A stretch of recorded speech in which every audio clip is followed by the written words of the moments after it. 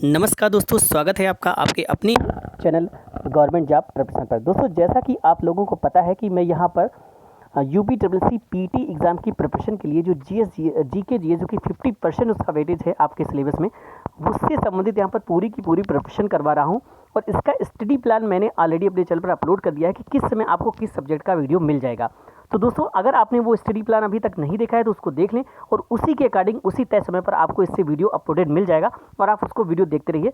और जो वीडियो मैं यहाँ पर प्रोवाइड कर रहा हूँ, अगर आप ये वीडियोस देखते हैं तो जो सब्जेक्ट मैं पढ़ा रहा हूँ उन सब्जेक्ट से अगर कोई क्वेश्चन पूछा जाता है तो जहाँ तक उम्मीद है कि आपका उसी से आपको बनेगा, ज़्यादा उसमें एक्स्ट्रा नहीं रहेगा। तो आप इसकी तैयारी बहुत अच्छे से करें और आपसे बस एक रिक्वेस्ट ये रहेगी कि आप लोग इसको ज़्यादा से ज़्यादा शेयर जरूर करें ताकि हमें भी थोड़ा सा मोटिवेशन मिलता रहे और साथ में आप लोगों का भी बेनिफिट होता रहे। तो चलिए शुरू करते हैं यहाँ पर आज का हमारा सेशन। और दोस्तों, आज का जो इस समय का टाइम है वो है आपका भूगोल का, यानी कि ज्योग्राफी का। और इसमें हम लोग ज्योग्राफी के इंपॉर्टेंट क्वेश्चन डिस्कस करते हुए चलेंगे और साथ में उनकी अच्छे से व्याख्या भी डिस्कस करेंगे ताकि उनसे अगर और भी क्वेश्चन बनते हैं और एकदम सीरीज से चलेंगे, एक सीरियल से चलेंगे, हर एक टॉपिक को हम लोग देखेंगे जो हमारे सिलेबस के पॉइंट ऑफ व्यू से इंपॉर्टेंट है। बस आप लोग हमारे साथ बने रहेगा।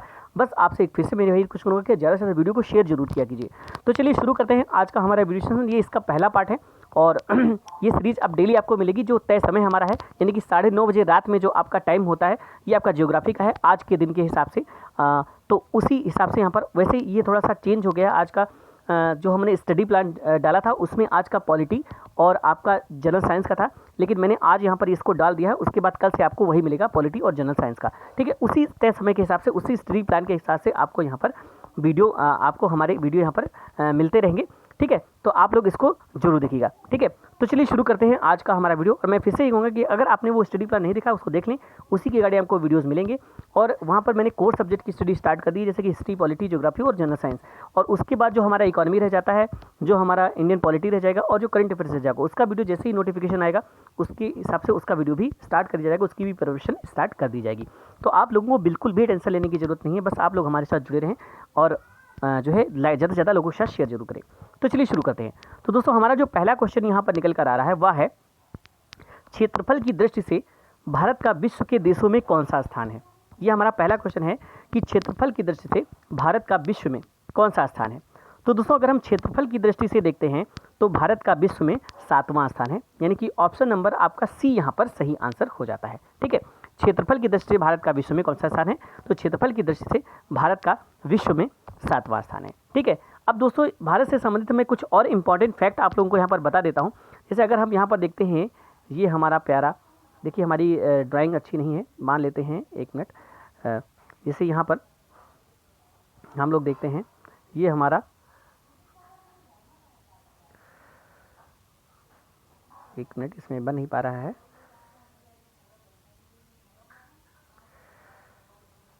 ये हमारा जो भारत है और इसमें अब मैं आपको कुछ इसके इंपॉर्टेंट फैक्ट्स आप लोगों को यहाँ पर बता देता हूँ।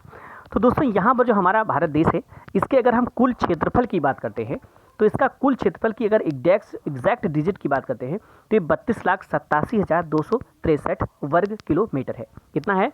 32,87,263।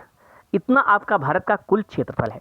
ठीक है, अगर हम यहाँ पर बात करें कि जो भारत का क्षेत्रफल है जो कि 32,87,263 है वर्ग किलोमीटर, ये हमारे पूरे वर्ल्ड के क्षेत्रफल का कितना प्रतिशत है। तो ये जो पूरे वर्ल्ड के क्षेत्रफल का प्रतिशत है तो ये है 2.4%। कितना है? 2.4%। यानी कि अगर पूरे वर्ल्ड का क्षेत्रफल अगर हम 100% मानते हैं तो हमारे भारत का क्षेत्रफल 2.4% उसका यहाँ पर बनता है।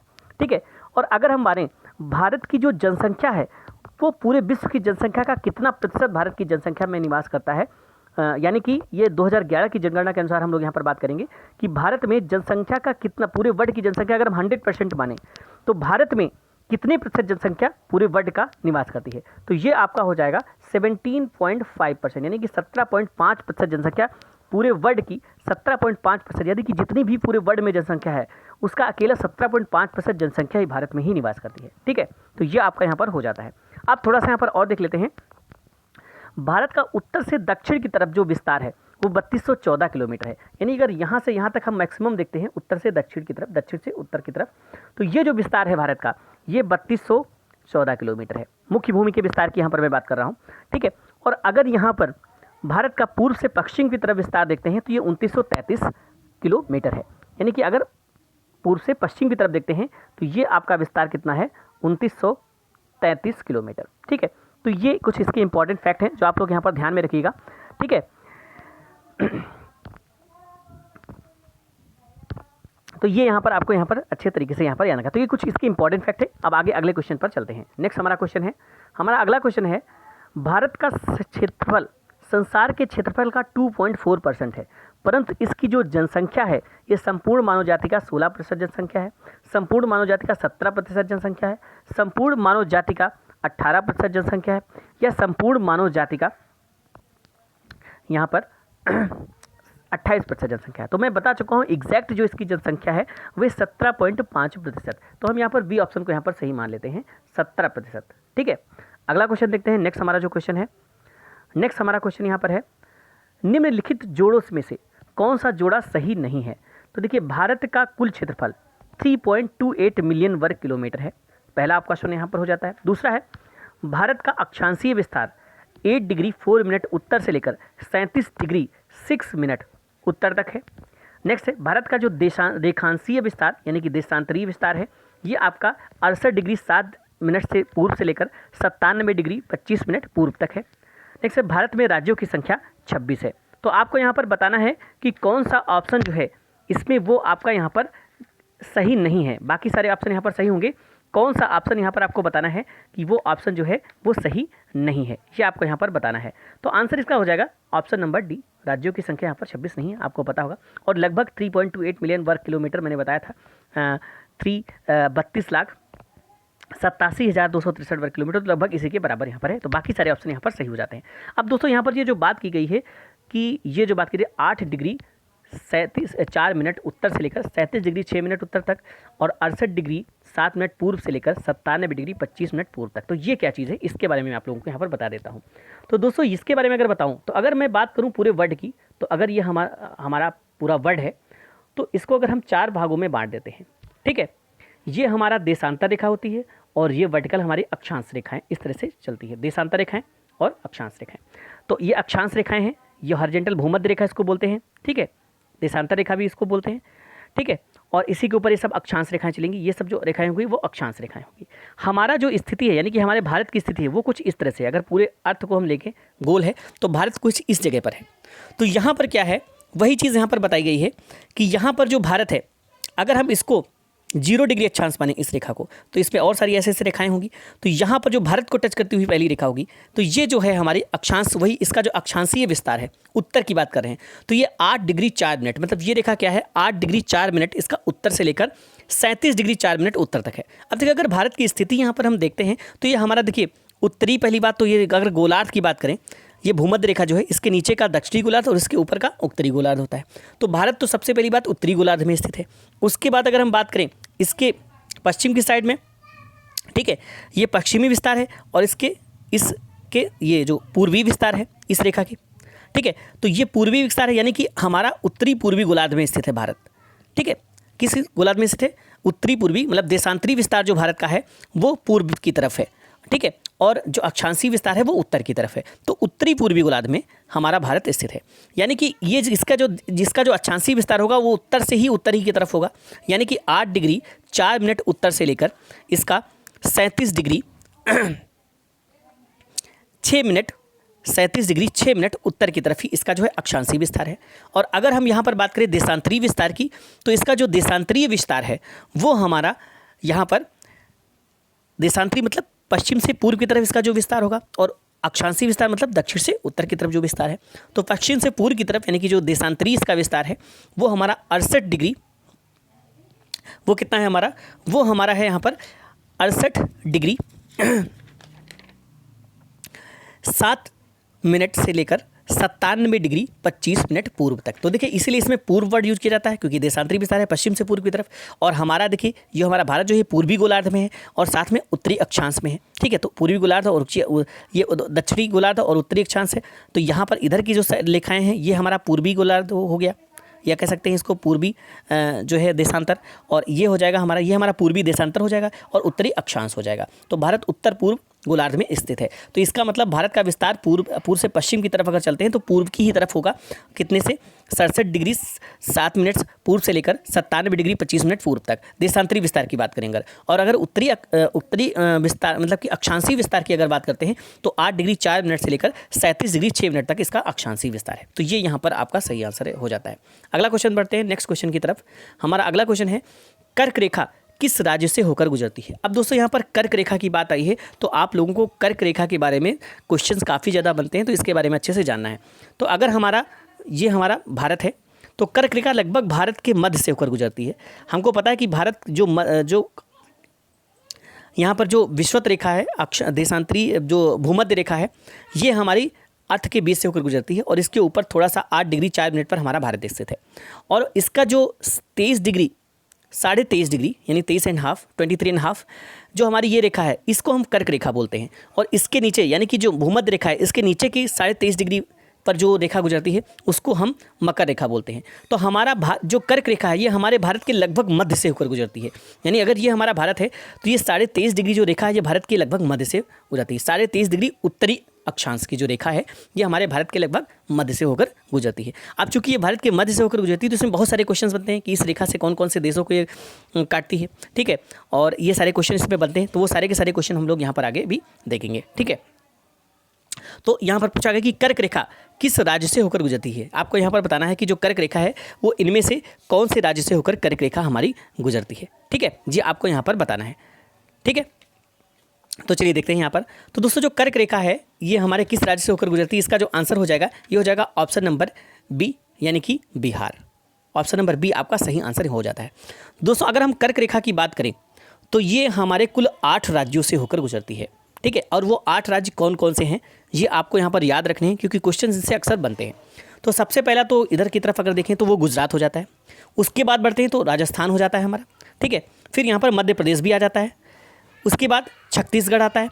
छत्तीसगढ़ के बाद झारखंड आता है और झारखंड के बाद यहाँ पर पश्चिम बंगाल आ जाता है और पश्चिम बंगाल के बाद यहाँ पर त्रिपुरा और मिजोरम आपका आंसर यहाँ पर हो जाता है, ठीक है। तो कर्क रेखा किस राज्य से होकर गुजरती है यहाँ पर जो आपसे आपका आंसर पूछा गया है। तो ये दोस्तों यहाँ पर बिहार झारखंड की बात की गई है। बिहार और ब्रैकेट में लिखा है कि झारखंड, मतलब पहले हमारा बिहार था, झारखंड बाद में बना। तो झारखंड की अगर बात करें तो ये झारखंड से होकर गुजरती है। और मैंने 8 राज्य को जो नाम बताए हैं, एक आपका हो जाता है गुजरात, दूसरा राजस्थान, तीसरा मध्य प्रदेश, चौथा छत्तीसगढ़, 5वां झारखंड, 6ठा पश्चिम बंगाल, 7वां त्रिपुरा और 8वां मिजोरम। इन 8 राज्यों से होकर कर्क रेखा गुजरती है। तो आपको यहाँ पर ध्यान में रखने हैं ये 8 के राज्य, क्योंकि यहाँ पर क्वेश्चन आपके दे देते हैं कि इसमें से किस राज्य से नहीं होकर गुजरती है या किस राज्य से होकर गुजरती है, ऐसे क्वेश्चन बन जाते हैं। तो आपके 8 के 8 राज्य आपको यहाँ पर याद होने चाहिए, ठीक है। आगे बढ़ते हैं, नेक्स्ट क्वेश्चन को देखते हैं। कौन सा महत्वपूर्ण अक्षांश भारत को लगभग बराबर भागों में बांटता है? तो मैंने बताया क्या था आपको, 23.5 डिग्री जो उत्तरी अक्षांश है। मैंने बताया था कि अगर ये भारत है और ये हमारी विषुवत यानी कि भूमध्य रेखा है तो इसके ऊपर जो 23.5 डिग्री जो इसका उत्तरी अक्षांश, क्योंकि हमारा अगर भूमध्य रेखा ये है तो इसके ऊपर वाला हिस्सा उत्तरी अक्षांश होगा ही और इसके नीचे वाला हिस्सा क्या होगा, दक्षिणी अक्षांश होगा। भारत उत्तरी अक्षांश और पूर्वी गोलार्ध में स्थित है। तो उत्तरी अक्षांश में जो 23.5 डिग्री रेखा है वो हमारी कर्क रेखा है और उसी को वही हमारे भारत को लगभग 2 बराबर भागों में बांटती है। तो इसका आंसर आपका ऑप्शन नंबर डी सही हो जाएगा, 23.5 डिग्री उत्तरी अक्षांश, ठीक है। आगे बढ़ते हैं, नेक्स्ट हमारा क्वेश्चन है, निम्नलिखित में से कौन सा भारतीय राज्य कर्क रेखा के उत्तर में स्थित है? तो दोस्तों आपको यहाँ पर बताना है कि इसमें से कौन सा वो भारतीय राज्य है जो कि कर्क रेखा के उत्तर में जो है स्थित है, ठीक है। आपको यहाँ पर ये बताना है कि निम्न में से कौन सा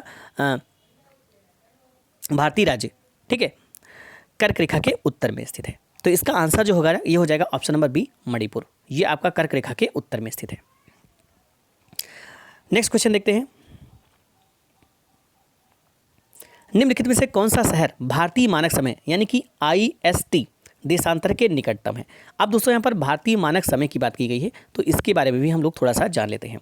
तो दोस्तों अगर हमारा ये प्यारा भारत है तो यहाँ से कहीं से भारतीय मानक समय इसका गुजरता है और ये भी कुछ इसके राज्यों से होकर गुजरता है। एक काल्पनिक रेखा है और ये हमारे उत्तर प्रदेश में अगर देखा जाए तो इलाहाबाद के नैनी से होकर गुजरती है, ठीक है। और ये जो रेखा है, अब ये चूंकि हमारी देशांतर रेखा होगी तो कितने डिग्री पूर्वी देशांतर, पहली बात ये भारत पूर्व में है तो पूर्वी देशांतर ही होगी, लेकिन कितने डिग्री होगी तो 82 डिग्री 30 मिनट जो पूर्वी देशांतर है ये हमारे भारत की मानक समय रेखा है, ठीक है। ध्यान में रखना है, जो 82 डिग्री 82.5 डिग्री यानी कि 82 डिग्री 30 मिनट 82°30 जो पूर्वी देशांतर रेखा है, ये हमारे भारत की मानक समय रेखा है जो कि इलाहाबाद के नैनी से होकर गुजरती है। ठीक है, और ये किन किन राज्यों से होकर गुजरती है, इससे क्वेश्चन बनते हैं, आपके राज्य दे देते हैं और उसके बाद आपसे पूछा जाता है कि कौन कौन से राज्यों से होकर हमारी ये मानक समय रेखा गुजरती है या किनमें से किस राज्य से होकर ये मानक समय रेखा नहीं गुजरती है। तो आपको उन राज्यों के नाम याद रखने हैं। तो पहला आपका हो जाता है यहाँ पर उत्तर प्रदेश। ठीक है, दूसरा आपका यहाँ पर हो जाता है मध्य प्रदेश, तीसरा आपका हो जाता है छत्तीसगढ़, चौथा हो जाता है उड़ीसा और पांचवा आपका हो जाता है आंध्र प्रदेश। तो इन 5 राज्यों से होकर जो हमारी मानक समय रेखा है वो गुजरती है, ध्यान में रखना है। पहला आपका जाता है उत्तर प्रदेश, दूसरा आपका यहाँ पर आ जाता है मध्य प्रदेश, ठीक है, तीसरा आपका यहाँ पर आ जाता है छत्तीसगढ़, ठीक है, चौथा आपका यहाँ पर आ जाता है उड़ीसा और पांचवा आपका आंध्र प्रदेश। इस तरह से 5 राज्यों से होकर हमारी जो भारतीय मानक समय रेखा है ये गुजरती है। ठीक है, तो यहाँ पर इसको आप लोगों को याद रखना है। ठीक है, 1 मिनट, थोड़ा सा प्रॉब्लम हो रही है।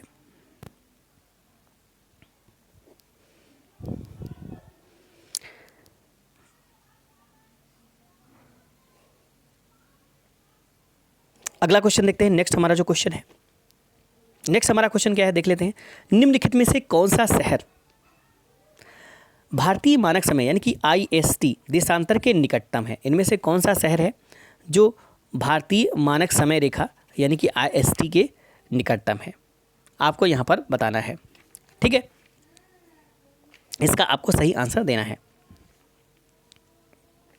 तो इसका जो सही आंसर आपका हो जाएगा वो हो जाएगा ऑप्शन नंबर बी, सागर। ठीक है, ऑप्शन नंबर बी इसका सही आंसर आपका हो जाता है। इसके बारे में यहाँ पर मैं आपको बता देता हूँ कि जो ये सागर है ये 78°50' पूर्वी देशांतर में स्थित है। बाकी सारे इससे ज़्यादा मानक समय के करीब नहीं है, क्योंकि बाकी सारों के जो बीच का डिफरेंस है, ठीक है, यहाँ पर पूछा गया है कि मानक समय के निकटतम के संबंध में 1 मिनट यहाँ पर थोड़ा सा मैं कंफर्म कर लेता हूँ कि निम्नलिखित शहरों का कौन सा भारतीय मानक समय IST के देशांतर के निकटतम है। ठीक है, यानी कि 82°30' रेखा के सबसे निकटतम इनमें से कौन सा है, ये आपका यहाँ पर पूछा गया है। तो इसका आंसर आपका यहाँ पर 2 नहीं होगा, यहाँ पर आंसर नंबर 1 हो जाएगा रीवा, क्योंकि रीवा का जो देशांतरी विस्तार है 81°19' है, जो कि हमारा लगभग 82°30' के लगभग निकटतम है। इसी वजह से यहाँ पर ऑप्शन नंबर आपका 1 सही आंसर यहाँ पर हो जाता है। अगला क्वेश्चन देखते हैं। नेक्स्ट क्वेश्चन हमारा, यदि भारतीय मानक के अनुसार पूर्वाह्न के 10 बजे हैं तो 92° पूर्वी देशांतर पर शिलांग का स्थानीय समय क्या होगा? तो दोस्तों यहाँ पर मैं बता दूं कि अगर आप देशांतर रेखाओं में 1 डिग्री देशांतर रेखा की तरफ आगे की तरफ बढ़ते हैं, यानी कि पूर्व की तरफ बढ़ते हैं या पश्चिम की तरफ बढ़ते हैं, तो आपको 4 मिनट के समय का अंतर आपको देखने को मिल जाएगा। कितना समय का? 4 मिनट के समय का आपको अंतर देखने को मिल जाएगा। अब यहाँ पर चूंकि बात की जा रही है 82° पूर्वी देशांतर, यानी कि अगर ये भारत है और ये इसकी मानक समय रेखा है जो कि 82°30' पूर्वी देशांतर है। ठीक है, और हमको जाना किधर है? 92°, यानी कि पूर्व की ही तरफ 92° जाना है, 92° तक जाना है। तो इस कंडीशन में हमारा डिग्री का डिफरेंस इसमें कितना बन रहा है? तो ये जो डिफरेंस है यानी कि 92 से अगर हम 82°30' माइनस करते हैं तो ये लगभग 9.5°, यानी कि 92°30' आपका ये पर बनता है। और मैंने बताया कि 1 डिग्री कम या ज़्यादा होने पर 82°30' से 1 डिग्री पश्चिम की ओर या 1 डिग्री पूर्व की ओर आगे बढ़ने पर 4 मिनट के समय का अंतर आता है। तो यहाँ पर 4 से अगर इसको हम गुणा करते हैं, मल्टीप्लाई करते हैं, तो ये हमारा आ जाता है 38 मिनट, यानी 38 मिनट का यहाँ पर डिफरेंस देखने को आपको मिल जाएगा। अब चूंकि आपका प्रश्न ये होगा कि 38 मिनट आगे का समय ये बताएगा या 38 मिनट पीछे का समय बताएगा। तो दोस्तों अगर हमारी ये मानक समय रेखा है, आप इसके पूर्व की तरफ चलेंगे तो आपको आगे का समय बताता है, और अगर पश्चिम की तरफ चलेंगे तो मानक समय से पीछे का समय बताएगा। यानी कि अगर 10 बजे हैं तो ये आगे का समय बताएगा 38 मिनट, और इसमें अगर हम ऐड कर दें तो ये हमारा हो जाएगा 10:38 पूर्वाह्न। ये आपका ऑप्शन नंबर बी यहाँ पर सही आंसर आपका निकल कर आ जाता है। ठीक है, अगला क्वेश्चन देखते हैं। भारतीय मानक समय की याम्योत्तर नहीं गुजरती है। तो मैंने बताया था यहाँ पर कि क्वेश्चंस बनते हैं, तो मैंने आपको बताए हैं कि किस किस से होकर गुजरती है। तो आंध्र प्रदेश से भी होकर गुजरती है, छत्तीसगढ़ से भी गुजरती है, उत्तर प्रदेश से भी गुजरती है, उत्तर प्रदेश के इलाहाबाद के नैनी शहर से होकर गुजरती है, महाराष्ट्र से होकर नहीं गुजरती, यानी कि ऑप्शन नंबर सी आपका यहाँ पर सही आंसर हो जाता है। ठीक है, आगे बढ़ते हैं। नेक्स्ट क्वेश्चन देखते हैं। भारतीय मानक समय की देशांतर रेखा 82°30' किस नगर से होकर गुजरती है? तो ये आपका बताया मैंने, इलाहाबाद के नैनी से होकर गुजरती है, यानी कि ऑप्शन नंबर डी आपका यहाँ पर सही आंसर हो जाता है। नेक्स्ट क्वेश्चन देखते हैं। निम्नलिखित देशांतरों में से कौन सा भारत की प्रमाणिक मध्याह्न रेखा कहलाता है? तो प्रमाणिक मध्याह्न रेखा मैंने बताया कि 82°30' पूर्वी देशांतर, ये आपका प्रमाणिक मध्याह्न रेखा कहलाता है। अगला क्वेश्चन देखते हैं। भारतीय मानक समय IST एवं ग्रीनविच माध्य समय में कितना अंतर पाया जाता है। तो दोस्तों यहाँ पर मैं बता दूं कि अगर हम वर्ड की बात करें, अगर यहाँ से मान लीजिए हमारा मानक समय रेखा यानी कि जीएमटी गुजरती है, तो हमारा जो भारतीय मानक समय है, जो कि आपका पता है कि यहाँ पर इस जगह कहीं पर स्थित है, तो ये लाइन हो जाएगी, यानी कि इतने डिग्री का इसमें डिफरेंस बीच में पाया जाएगा। और ये किधर की तरफ डिफरेंस है, ये आपका पूर्व की तरफ डिफरेंस है, यानी इतने डिग्री आपका समय यहाँ पर आगे चलेगा। तो ये जितने भी डिग्री आता है, तो उसका अगर हम घंटों में यानी कि समय में उसको काउंट करते हैं, तो हमको पता है 1 डिग्री 4 मिनट बनाता है। तो उस हिसाब से जब इसको हम कैलकुलेट करते हैं, तो हमारा 5.5 घंटे आ जाता है, यानी कि 5 घंटे 30 मिनट हमारा समय आगे चलता है जीएमटी से। ठीक है, ग्रीनविच मीन टाइम से।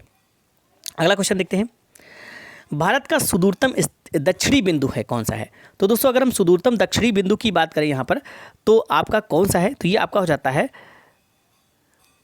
इंदिरा पॉइंट, यानी कि ऑप्शन नंबर आपका सी यहाँ पर सही आंसर हो जाता है। भारत का सुदूरतम दक्षिणी जो बिंदु है वो इंदिरा पॉइंट है, जो कि ग्रेट निकोबार अथवा बड़ा निकोबार द्वीप पर स्थित है। ठीक है, तो यहाँ पर ध्यान रखिएगा, अगर ये हमारा भारत है और यहाँ पर ये इसका जो सबसे दक्षिणी बिंदु है, तो ये आपका यहाँ पर है कन्याकुमारी, ये इसकी जो मुख्य भूमिका सबसे दक्षिणी बिंदु है।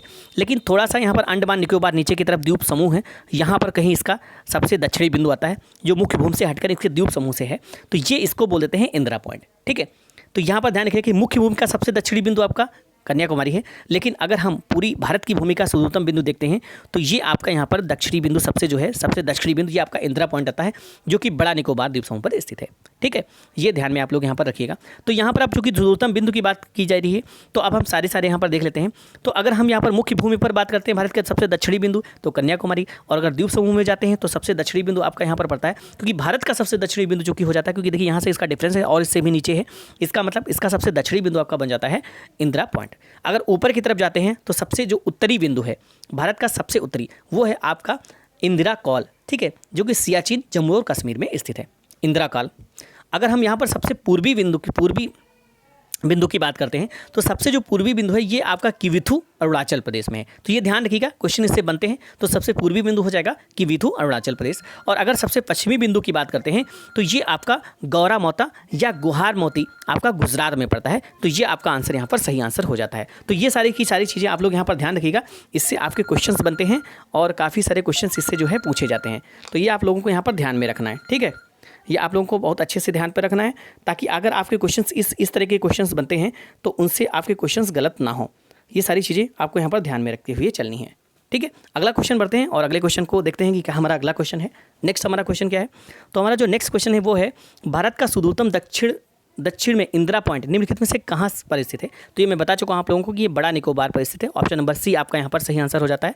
अगला क्वेश्चन देखते हैं, भारत के राज्यों का निम्नलिखित में से कौन सा एक युग्म सबसे पूर्वी और सबसे पश्चिमी राज्य को इंगित करता है। तो सबसे पूर्वी राज्य मैंने बताया अरुणाचल प्रदेश, और सबसे पश्चिमी क्या हो जाएगा, गुजरात। तो इस तरह से आपका ऑप्शन नंबर डी यहाँ पर सही आंसर हो जाता है। ठीक है, नेक्स्ट क्वेश्चन देखते हैं। अगला हमारा क्वेश्चन, बांग्लादेश की सीमा से लगे भारत के राज्य कौन कौन से हैं। तो दोस्तों यहाँ पर अब सीमाओं से लगे देशों के बारे में जानकारी हमको लेनी है, क्योंकि इससे भी क्वेश्चन, ये देखिए भारत का परिचय तरह से अभी तक हम लोग देख रहे हैं, और इससे भी क्वेश्चंस आपको देखने को बहुत सारे क्वेश्चंस मिल जाते हैं। तो आपको बांग्लादेश की सीमा से लगे राज्यों के बारे में पता होना चाहिए कि बांग्लादेश की सीमा से कौन कौन से राज्य यहाँ पर लगे हुए हैं। ठीक है, ये आपको यहाँ पर पता होना चाहिए। तो इसका आंसर हो जाएगा ऑप्शन नंबर जो यहाँ पर जो क्वेश्चन है, इसका जो सही आंसर हो जाएगा ये ऑप्शन नंबर 3 आपका सही आंसर हो जाएगा। मेघालय, असम, पश्चिम बंगाल और त्रिपुरा, ये जो राज्य हैं ये बांग्लादेश की सीमाओं से लगी हुई हैं। मेघालय, असम, पश्चिम बंगाल और त्रिपुरा। दोस्तों इसके लिए आपको क्या करना होगा कि आपको मैप लेकर देखना पड़ेगा, तभी ये चीज़ें अच्छे से क्लियर हो पाएंगी, याद हो पाएंगी, जब आपको मैप के बारे में अच्छे से नॉलेज होगा। अगला क्वेश्चन देखते हैं। नेक्स्ट हमारा क्वेश्चन क्या है, निम्नलिखित में से किस भारतीय राज्य की सीमाएँ भूटान राष्ट्र के साथ नहीं मिलती। तो दोस्तों यहाँ पर आपके बारे में पूछा गया यहाँ पर कि निम्न में से किस राज्य की सीमा भूटान से नहीं मिलती। तो इसका देखिए दोस्तों मैं आंसर आपको बता देता हूं कि अगर हम भूटान राज्य से मिलने वाले भारतीय राज्यों की सीमा, भूटान देश से मिलने वाले भारतीय राज्यों की सीमा की अगर हम बात करते हैं, तो इसमें आपका आ जाता है अरुणाचल प्रदेश, असम, पश्चिम बंगाल, सिक्किम। ठीक है, ये हमारे आ जाते हैं जिनकी सीमाएं जो हैं ये हमारी भूटान से मिलती हैं। ध्यान रखिएगा, अरुणाचल प्रदेश, असम, पश्चिम बंगाल और सिक्किम। लेकिन अगर यहाँ पर बात करें तो देखिए सिक्किम, अरुणाचल प्रदेश और पश्चिम बंगाल, मेघालय यहाँ पर है, जो कि आपका गलत आंसर है। मेघालय की सीमा आपकी भूटान से नहीं मिलती है। अगला क्वेश्चन देखते हैं। नेक्स्ट हमारा क्वेश्चन है, कौन से भारतीय राज्य की अधिकतम सीमा म्यांमार से स्पर्श करती है। तो यहाँ पर आपको बताना है कि कौन सा भारतीय राज्य की जो अधिकतम सीमा है वो म्यांमार से स्पर्श करती है। कौन सा ऐसा भारतीय राज्य है जिसकी अधिकतम सीमा म्यांमार से स्पर्श करती है। ठीक है, तो यहाँ पर अगर हम म्यांमार से स्पर्श करने वाले राज्यों की सीमा की बात करें, ठीक है, तो ध्यान रखिएगा भूटान का भी हमने देखा अभी, अभी हमने बांग्लादेश का भी देखा, अब हम यहाँ पर म्यांमार की देख रहे हैं। तो ध्यान रखिएगा दोस्तों आप लोग, यहाँ पर आपसे बांग्लादेश की सीमाओं वाले जितने भी प्रदेश हमारे बांग्लादेश की सीमा को टच करते हैं वो सारे के सारे प्रदेश याद रखने हैं।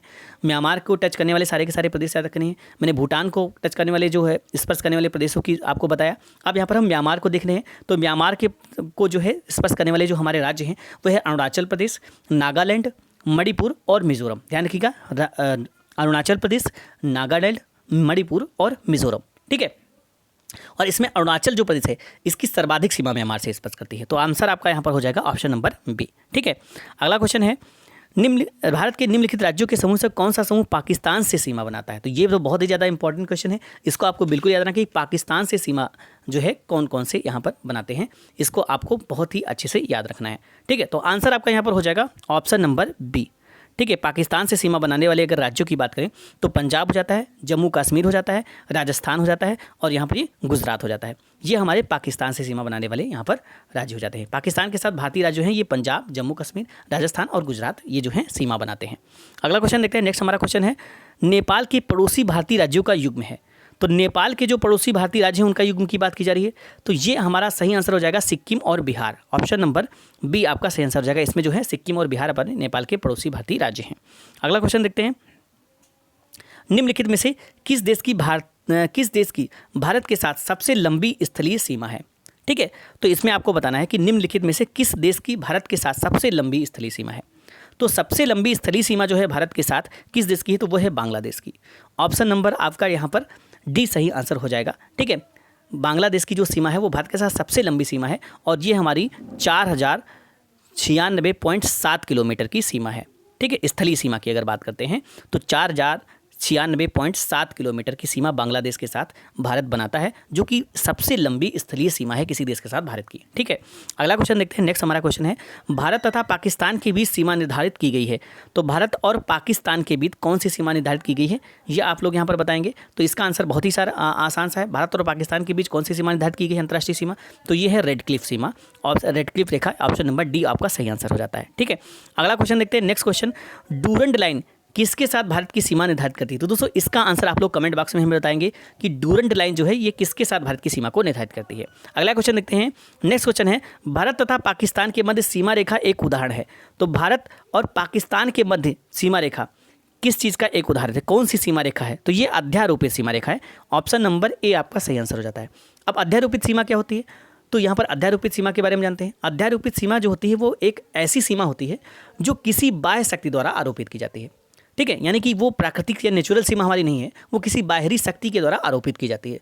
वर्ष 1997 में भारत और पाकिस्तान ने ग्रेट ब्रिटेन द्वारा अध्यारोपित सीमा को साझा किया था, ठीक है। अगला क्वेश्चन देखते हैं, भारत और चीन की उत्तर पूर्वी सीमा का सीमांकन कौन सी रेखा करती है?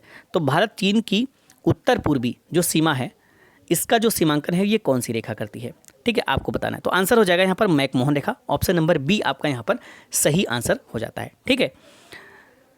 तो ये दोस्तों यहाँ पर हमारा आज का यहाँ पर वीडियो सेशन है। दोस्तों आप लोग कमेंट बॉक्स में जरूर बताइएगा कि आपको कैसा लगा ये वीडियो सेशन, और ये एक सीरीज़ कंटिन्यू रहेगी। और मैंने बताया कि जो भी आपकी परीक्षा की पॉइंट ऑफ व्यू से जितने भी क्वेश्चन इंपॉर्टेंट हैं हम सारे के सारे क्वेश्चन आपको कराएंगे। बस आपसे फिर से वही रिक्वेस्ट है कि आप ज़्यादा से ज़्यादा शेयर किए ताकि हमें मोटिवेशन मिले और हम ज़्यादा से ज़्यादा जल्दी आपको वीडियोज़ प्रोवाइड कर सकें और भी चीज़ों पर हम वर्क कर सकें, आपको करंट अफेयर्स की वीडियो जल्दी से प्रोवाइड कर सकें, इकोनॉमी की वीडियो दे सकें और साथ में आपको यूपी स्पेशल के भी वीडियो प्रोवाइड कर सकें ताकि आपका जीएस और जीके अच्छे से कंप्लीट हो सके। तो मिलते हैं इसी सीरीज़ के नए वीडियो के साथ, तब तक के लिए थैंक्स फॉर वॉचिंग।